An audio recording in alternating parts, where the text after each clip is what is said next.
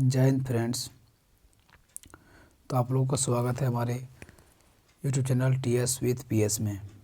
तो आज का हमारा फ्रेंड टॉपिक है क्लास 10 चैप्टर 2 केमिस्ट्री का। तो आज जितने भी सारे क्वेश्चन हैं चैप्टर 2 का, वो सारे क्वेश्चन निचोड़ कर हम लाए हैं पीडीएफ के रूप में और आपके सामने प्रस्तुत है। तो हम लोग जो है आपका क्वेश्चन पढ़ने वाले हैं अम्ल क्षारक एवं लवण का। इसमें से एक भी क्वेश्चन जो आपका नहीं छूटेगा। जितने सारे क्वेश्चंस हैं चैप्टर 2 में, उस सारे क्वेश्चंस को हमने एक जगह इकट्ठा करके जो भी आपके ऑब्जेक्टिव क्वेश्चन आएंगे उस सारे क्वेश्चन को यहाँ पे हम लाए हैं और सारे क्वेश्चन को हम लोग जानेंगे बारीकी से। तो चलिए चलते हैं क्वेश्चन की ओर। अम्ल क्षारक एवं लवण, चैप्टर 2 का नाम है अम्ल क्षारक एवं लवण। तो चैप्टर 1, सबसे पहले क्वेश्चन नंबर 1। क्वेश्चन नंबर 1 में क्या है, अम्ल किसे कहते हैं। तो क्वेश्चन नंबर 1 देखिएगा फ्रेंड्स, ध्यान से देखिएगा कि अम्ल किसे कहते हैं। अम्ल यानी कि वे पदार्थ जिनमें हाइड्रोजन होते हैं तथा जो नीले लिटमस को लाल कर देता है, यानी लिटमस को लाल कर देते हैं, उसे अम्ल कहते हैं। देखिए वैसे ऐसे पदार्थ, कोई भी पदार्थ हो जिसमें हाइड्रोजन हो तो उसे हम अम्ल कहते हैं। और वो जो है नीले लिटमस को लाल कर देता है, यानी नीले लिटमस को लाल कलर में चेंज कर देता है, उसको हम लोग अम्ल कहते हैं। क्या कहते हैं? अम्ल कहते हैं। क्वेश्चन नंबर 2 में आते हैं कि क्षारक किसे कहते हैं। क्वेश्चन नंबर 2 में क्षारक किसे कहते हैं। तो क्षारक जो होता है वो क्या होता है, वे पदार्थ जो लाल लिटमस को नीला कर देता है। ध्यान दीजिएगा फ्रेंड्स, इसमें अम्ल में था आपका नीले लिटमस को लाल कर देता है और यही क्षारक में कहा जा रहा है आपका लाल लिटमस को जो है वो नीला कर देता है। यानी अम्ल जो है आपका सेम उल्टा, अम्ल क्षारक जो है वो सेम उल्टा, उसे क्षारक कहते हैं। यानी कि वे पदार्थ जो लाल लिटमस को नीला कर देते हैं उसे क्षारक कहते हैं। अब क्वेश्चन नंबर 3 देखिएगा फ्रेंड्स, गंधकीय सूचक किसे कहते हैं। गंधकीय सूचक किसे कहते हैं, यानी वे पदार्थ जिनकी गंध अम्लीय क्षारीय माध्यम में बदल जाती है। यानी कोई भी ऐसे पदार्थ का जो गंध है अम्लीय क्षारीय माध्यमों में बदल जाती है, उसे गंधीय सूचक कहते हैं। यानी वे पदार्थ जिनकी गंध जो है अम्लीय क्षारकीय माध्यम में बदल जाती है, उसे गंधकीय सूचक कहते हैं। उदासीन, क्वेश्चन नंबर 4 में है उदासीनीकरण किसे कहते हैं। यानी उदासीनीकरण किसे कहते हैं, अम्लों तथा क्षारकों के बीच वह विक्रिया जिसमें दोनों अपने गुण धर्म को त्याग कर लवण तथा जल का निर्माण करते हैं, उसे उदासीनीकरण अभिक्रिया कहते हैं। यानी अम्लों तथा क्षारों के बीच एक अभिक्रिया होता है जिसमें जो है अपने गुण धर्म को त्याग देता है। क्या करता है, अपने जो गुण धर्म होते हैं उसके अम्लों और क्षारकों के वो त्याग कर लवण तथा जल का निर्माण करते हैं। और इसमें आने की वो जो है अभिक्रिया करने के बाद जो है जो उसका ओरिजिनल गुण है वो त्याग कर करके लवण तथा जल का निर्माण करता है, उसे उदासीनीकरण अभिक्रिया कहते हैं। क्वेश्चन नंबर 5 में है उदासीन लवण किसे कहते हैं। उदासीन लवण किसे कहते हैं, ध्यान दीजिएगा। किसी प्रबल अम्ल का दुर्बल क्षार के साथ, यानी प्रबल मतलब हो गया मजबूत, क्या हो गया मजबूत, यानी कि मजबूत अम्ल को दुर्बल क्षार के साथ उदासीनीकरण के से निर्मित लवण को अम्लीय लवण कहते हैं। याद रखिएगा, किसी प्रबल अम्ल का दुर्बल क्षारक के साथ उदासीनीकरण से निर्मित लवण को अम्लीय लवण कहते हैं। क्वेश्चन नंबर 6 में क्षारकीय लवण से क्या समझते हैं। उसमें है क्वेश्चन नंबर 6 में क्षारकीय लवण से क्या समझते हैं। तो किसी प्रबल क्षारक का दुर्बल अम्ल के साथ उदासीनीकरण में निर्मित लवण को क्षारकीय लवण कहते हैं। किसी प्रबल क्षारक का दुर्बल अम्ल के साथ उदासीनीकरण में निर्मित लवण को क्षारकीय लवण कहते हैं। बस 6 हो गया आपका फ्रेंड। अब आते हैं हम आपका क्वेश्चन नंबर 7 में क्रिस्टलन जल किसे कहते हैं। लवणों के निर्माण के समय लवण के क्रिस्टल के बीच जल के कुछ अणु फंसे रह जाते हैं तथा इन क्रिस्टलों को अस्थायित्व प्रदान करते हैं। जल के इन अणुओं को क्रिस्टल जल कहते हैं। क्रिस्टल जल कहते हैं। लवणों के निर्माण के समय लवण के क्रिस्टल के बीच जल के कुछ अणु फंस जाते हैं तथा इन क्रिस्टलों को अस्थायित्व प्रदान करते हैं। जल के अणुओं को क्रिस्टल जल कहते हैं। अब आते हैं, चलिए क्वेश्चन नंबर 8। क्वेश्चन नंबर 8 क्या बोल रहा है? लिटमस क्या है? ध्यान दीजिएगा, लिटमस क्या है? यह लीचेन से निर्मित एक सूचक है। लीचेन, यह जो लीचेन से जो है, एक लीचर आपका एक पदार्थ है, उससे जो निर्मित एक सूचक है, उससे एक बना हुआ सूचक है। यह अम्लीय माध्यम से लाल हो जाता है। यह जो है अम्लीय माध्यम से लाल हो जाता है, जबकि क्षारकीय माध्यम में नीला। इसमें यानी कि अम्लीय माध्यम में लाल हो जाता है और क्षारकीय माध्यम में नीला हो जाता है। क्वेश्चन नंबर 9 है, नेटल से आप क्या समझते हैं? नेटल यानी यह एक जंगली पौधा है। नेटल क्या है? यह एक जंगली पौधा है जिसमें डंक जैसे रोम होते हैं। आप ध्यान दीजिएगा, उसमें क्या होता है कि डंक जैसा रोम होता है पूरे चारों साइड में, जिसमें मेथनॉल अम्ल होता है। इसमें क्या होता है? मेथनॉल अम्ल होता है। ये जब शरीर के संपर्क में आते हैं तो तेज डंक का अनुभव होता है। तो ध्यान दीजिएगा आप लोग फ्रेंड्स कि एक पौधा आता है जंगली का, जिसमें गोला तरह का रहता है और आपको जो उसमें डंक जैसा यानी पतला सुई की तरह जो है आपका डंक जैसा रहेगा, और वो जो शरीर में लगने के बाद क्या होता है, उसमें तेज डंक का अनुभव होता है। कारण क्या है? इसमें मेथनॉल अम्ल होता है, और ख़ास करके इसमें मेथनॉल अम्ल होता है, और ये शरीर के आने में तेज डंक का अनुभव होता है। अब आते हैं क्वेश्चन नंबर 10 में, डॉक पौधा से क्या समझते हैं? डॉक, इस प्रकार के पौधे में क्षारकीय पदार्थ पाया जाता है। डॉक पौधे जो होता है वो इस प्रकार के पौधों में क्षारकीय पदार्थ पाया जाता है, जिसका उपयोग अम्लीय डंक जैसे मधुमक्खी का डंक के उपचार में किया जाता है। यानी ये पौधा जो है, जब मधुमक्खी जब काटती है तो इस पौधा का जो आपका मधुमक्खी का डंक में उपचार किया जाता है। उस डंक को, उसका विष को, उसका अम्ल को जो है वो कम कर देती है। क्वेश्चन नंबर 11 में है, खट्टे स्वाद वाले वस्तुओं में कौन सा पदार्थ होता है? तो सबसे पहले जितने भी सारे खट्टे पदार्थ हैं उसमें सारे अम्ल पाए जाते हैं। क्या पाए जाते हैं? अम्ल पाए जाते हैं। ध्यान दीजिएगा, उसमें सारे अम्ल पाए जाते हैं। खट्टे स्वाद वाली वस्तुओं में से कौन सा पदार्थ पाया जाता है? उसमें अम्ल पाया जाता है। क्वेश्चन नंबर 12 में आते हैं, क्षारकीय पदार्थों का स्वाद क्या होता है? अम्लीय का होता है वो खट्टा होता है, लेकिन क्षारकीय का क्या होता है? वो होता है कड़वा। क्या होता है? कड़वा होता है। क्या वो होता है? कड़वा। क्या होता है? कड़वा। यानी क्षारकीय पदार्थों का स्वाद क्या होता है? कड़वा होता है। लिटमस का स्रोत क्या है? लीचेन। क्या है? लिटमस का जो स्रोत है वो है लीचेन। तो लिटमस का प्राकृतिक रंग क्या होता है? बैंगनी। लिटमस जो होता है उसका जो प्राकृतिक नेचुरल रंग जो होता है, नेचुरल कलर जो होता है, वो आपका होता है बैंगनी। क्या होता है? बैंगनी। 3 सामान्य सूचक का नाम बताएं। 3 सामान्य सूचक का नाम बताएं। पहला है लिटमस, मैथिल, ऑरेंज तथा फिनॉल फैथलिन। ये आपका 3 सूचक है, लिटमस, मैथिल, ऑरेंज और फिनॉल फैथलिन। क्वेश्चन नंबर 16 में आते हैं, अम्ल क्षारक सूचक का नाम बताएं। अम्ल क्षारक सूचक का नाम बताएं जो लीचेन से निकलता है। वो क्या है? लिटमस विलियन। क्या है? लिटमस विलियन। याद रखिएगा, ये है लिटमस विलियन। अब आते हैं क्वेश्चन नंबर आपका 17 में। क्वेश्चन नंबर 17 क्या बोल रहा है कि अम्लों का सबसे मुख्य गुण क्या है? अम्लों का सबसे मुख्य गुण क्या है? तो अम्लों का जो मुख्य गुण है वो है उदासीन करना। क्या है?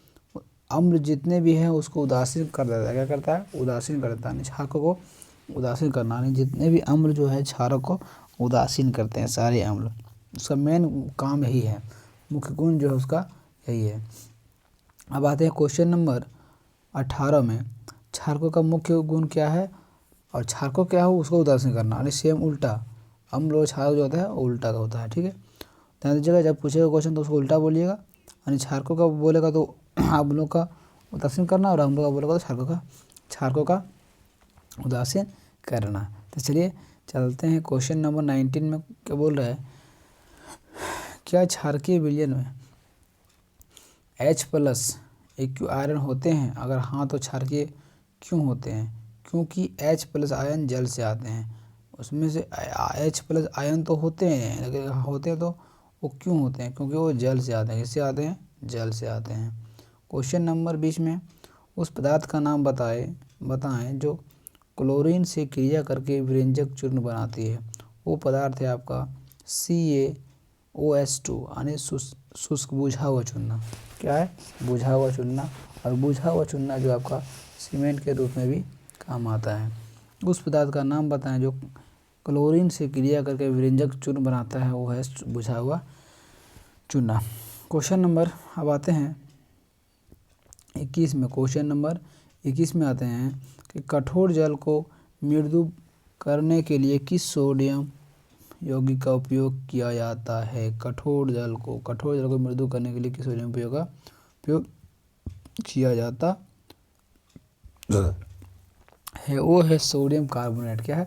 सोडियम कार्बोनेट डेकाहाइड्रेट यानी धावन सोडा। यानी जो कपड़ा साफ करने वाला आपका जो साबुन है वही है। क्या है?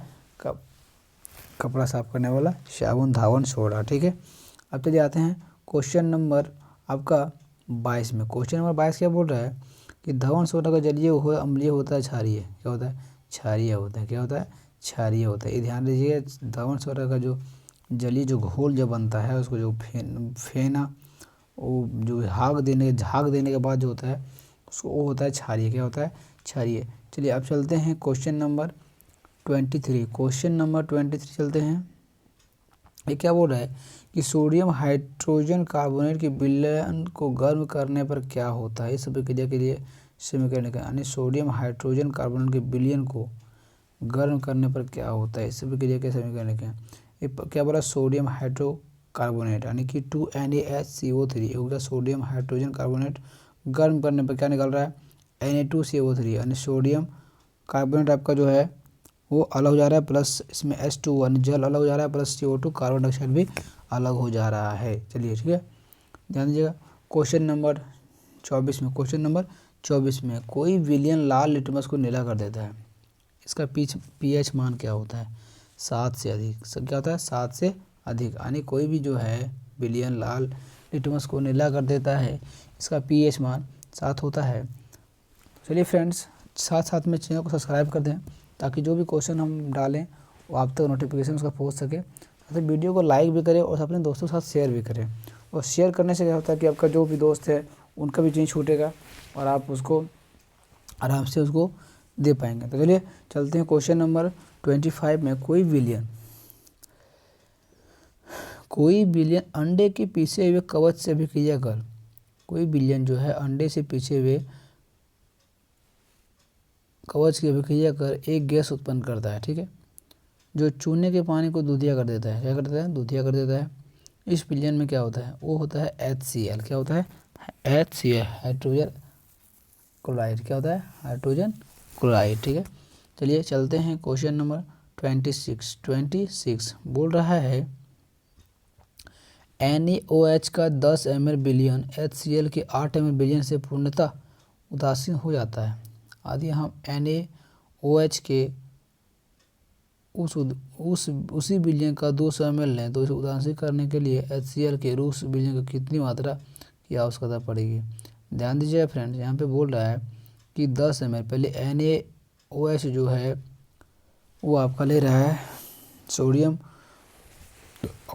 ऑक्सीहाइड्रेट। ठीक है, जो 10 ml ले रहा है प्लस हाइड्रोजन क्लोराइड जो है 8 ml ले रहा है। ठीक है, इसमें से 8 और 10, फिर इसमें से क्या बोल रहा है कि 20 ml लें तो सिर्फ की कितना ज़रूरत पड़ जाएगा? कितना पड़ जाएगा? अगर 10 ले रहा है तो उसमें 8 ले रहा है तो उसमें 20 लेगा, तो उसमें कितना लेगा? 16 लेगा, उसका 8 का डबल। चलिए ठीक है, चलते हैं क्वेश्चन नंबर 27 में। अपच का उपचार करने के लिए किस औषधि का उपयोग होता है? किसके लिए? अपच, यानी जब वो खाना पचता नहीं है उसको अपच हो जाता है, उपचार करने के लिए किस औषधि का उपयोग किया जाता है? वो है एंटीसीड। क्या होता है? एंटीसीड। अपच बोलते हैं ना, जब खाना जब नहीं पचता है तो उसको बोलते हैं अपच। क्या बोलते हैं? अपच। वो होता है एंटीसीड। क्या होता है? एंटीसीड। अब आते हैं क्वेश्चन नंबर 28 की ओर। क्वेश्चन नंबर 28 की ओर। CaOCl2 का प्रचलित नाम क्या है? वो है विरंजक चूर्ण। ध्यान दीजिएगा, CaOCl2 है विरंजक चूर्ण। अब आते हैं क्वेश्चन नंबर 29। क्वेश्चन नंबर 29 में विरंजक चूर्ण का रासायनिक नाम या गुणसूत्र क्या है? वो है कैल्शियम ऑक्सीक्लोराइड। क्या है? Calcium oxychloride CaOCl2। आते हैं 30 क्वेश्चन में, बेकिंग सोडा, खाने वाला सोडा, बेकिंग सोडा बोलते हैं खाने वाला सोडा को, ठीक है, का रासायनिक सूत्र एवं नाम क्या है? रासायनिक सूत्र NaHCO3 सोडियम का बाई कार्बोनेट।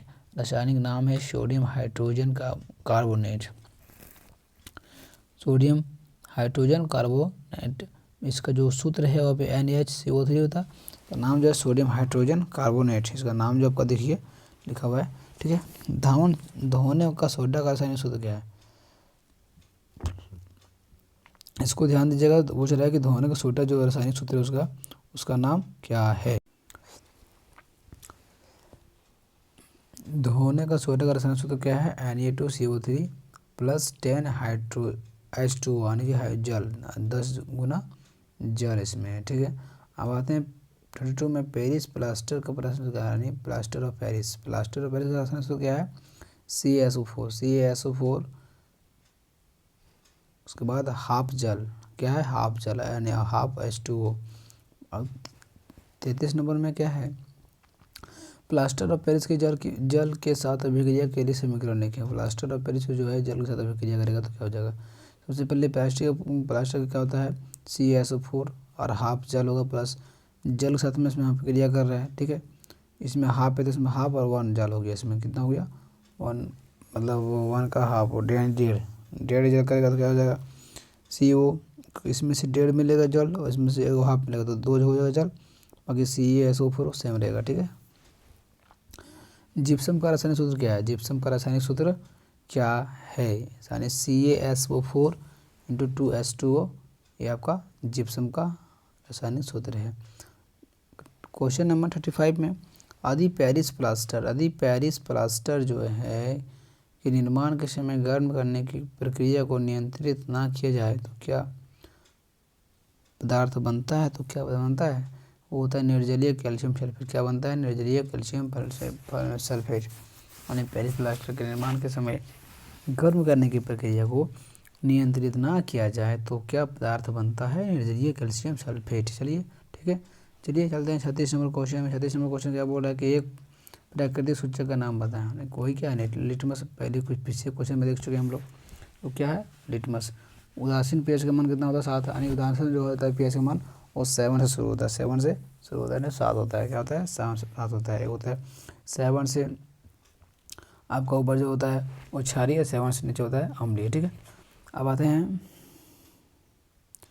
देखिए यहाँ पे लिखा हुआ है ना, अम्लीय विलयन के pH में क्या होता है? 7 से कम, 7 से कम होता है अम्लीय विलयन का मान, और क्षारीय क्या होता है? 7 से अधिक। ध्यान दीजिएगा, उदासीन होता है मिडियम होता है, बीच में होता है, ठीक है, और कम होता है आपका अम्लीय, ज़्यादा होता है क्षारीय।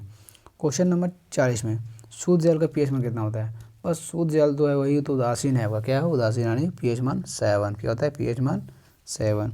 अब pH स्केल का प्रास क्या होता है? 0 से 14 तक। pH का जो स्केल देखे होंगे आप लोग, वो होता है 0 से लेकर 14 तक, ठीक है।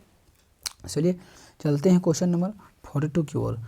चलिए फिर से, हमारे चैनल को आप सब्सक्राइब नहीं किए हैं तो सब्सक्राइब कर लें, ताकि जो भी वीडियो हम अपलोड करें वो आप तक सबसे पहले पहुंच जाए और उसका नोटिफिकेशन आपको मिल जाए। साथ ही में नोटिफिकेशन बेल को भी दबाना ना भूलें। और ऐसे और भी बाकी चैप्टर, जितने भी चैप्टर का क्वेश्चन है, उस सारे क्वेश्चन को हम लेके आएंगे। इससे आपके क्वेश्चन में एक भी क्वेश्चन इससे बाहर एग्जाम में नहीं आने वाला है। आपको एक बार अगर मन से, आपको रटना नहीं है आपको, बस समझना है। समझिए इसको ध्यान से, रटिएगा तो भूल जाइएगा, समझिएगा, समझ के रटिएगा तो आप कभी नहीं भूलिएगा। बस समझ के पढ़िए, कोई प्रकार का दिक्कत नहीं होगा। सारे एग्जाम में क्वेश्चन आने वाले हैं, इससे तो बाहर क्वेश्चन आएगा नहीं, वो तो फिक्स है, ठीक है। बस आपको एक बार इसको ध्यान से देखना है। आपको प्रॉब्लम है तो फिर से उसको वीडियो आप देख सकते हैं, आप उसको वीडियो को सेव कर सकते हैं। चलिए, अब है पेट। 43 का क्वेश्चन, पेट उदर में किस अम्ल का निर्माण होता है? ध्यान दीजिएगा, आपका पेट का अंदरी भाग बोल रहा है, वो होता है HCl। क्या होता है? HCl, hydrochloride. ठीक है, वो होता है अम्ल आपका। क्वेश्चन नंबर 44, मधुमक्खी का डंक मारने से व्यक्ति की त्वचा के भीतर कौन सा रासायनिक डाला जाता है। पिछला क्वेश्चन में देखे थे जस्ट पीछे, मेथेनोइक अम्ल जो होता है उसकी उसके भीतर जाता है, ठीक है। नेटर बिच्छू बूटे के डंक के प्रभाव को कम करने के लिए किस प्रयुक्त किया जाता है, डाक पौधा। वही डाक पौधा, मधुमक्खी में भी डाक पौधा, इसमें भी आपका डाक पौधा, ठीक है।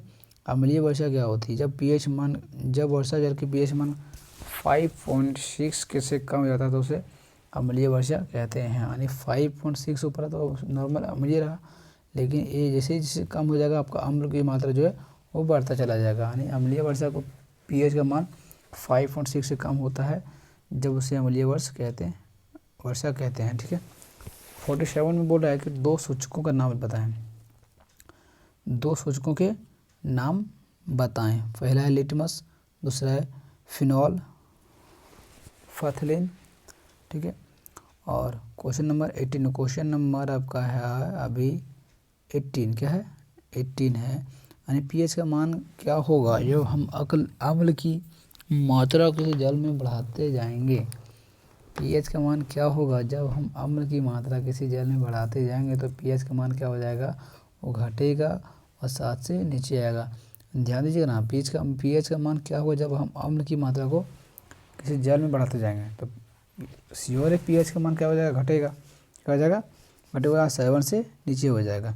अब आते हैं क्वेश्चन नंबर 49 में। क्वेश्चन नंबर 49 नंबर में ध्यान दीजिएगा, क्वेश्चन नंबर 49 क्या बोल रहा है, जल में क्षार मिलाने से उसकी pH मान कैसी बदलती है। जल में अगर क्षार को मिला दिया है तो pH का मान जो है वो बढ़ता है। क्या होता है, बढ़ता है और 7 से ज़्यादा हो जाता है। क्या होता है, ज़्यादा हो जाता है। क्वेश्चन नंबर 50 में अम्ल का स्वाद कैसा होता है। तो आपको जस्ट पीछे क्वेश्चन बोले थे कि अम्ल का स्वाद जो होता है वो खट्टा होता है और क्षार का स्वाद जो होता है वो आपका कड़वा होता है। अम्ल का स्वाद जो होता है आपका वो होता है खट्टा। क्या होता है, खट्टा होता है, खट्टा होता है। क्या होता है,